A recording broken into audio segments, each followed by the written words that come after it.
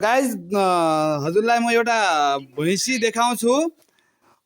अब चाइनाबाट आयो भने तपाईँ गफ हान्छ भन्नु होला हैन। हेर्नु यसको सिङहरू हेर्नु।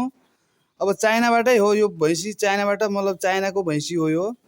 अब यो यसको यहाँ पाडो हेर्नु भैँसी। यसको सिङले यस्तो फन्को हानेको छ कि गाइज, यसरी राउन्ड यो ट्याक राउन्ड हानेको छ। अब खासै मैले त चाइनाबाट अब ढुवानी त गरे होइन, तर चाहिँ चाइनाको राँगाको बिउले यो चाहिँ जन्मिया हो गाइज। ल भनेपछि यो सुईले जन्मिया हो। अब चाहिँ यो अहिले भर्खरै पुग्या हो मेरो फोनमा अहिले है। अनलोड यहाँ कचुन्डो पनि कचुन्डो देखाइदिउँ। कचुन्डो नै देखौँ न।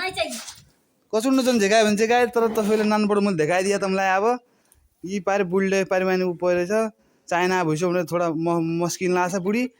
अब क्या दियो गाइज, ठिकै छ। ल तुरन्त बिक्रीमा छ गाइज, तुरन्त बिक्रीमा 98 65 73 75 38। अरू पनि देखाउँछु भैँसीहरू हेर्नुहोस्। यो पनि हो बिक्रीमा, ब्याउने हो।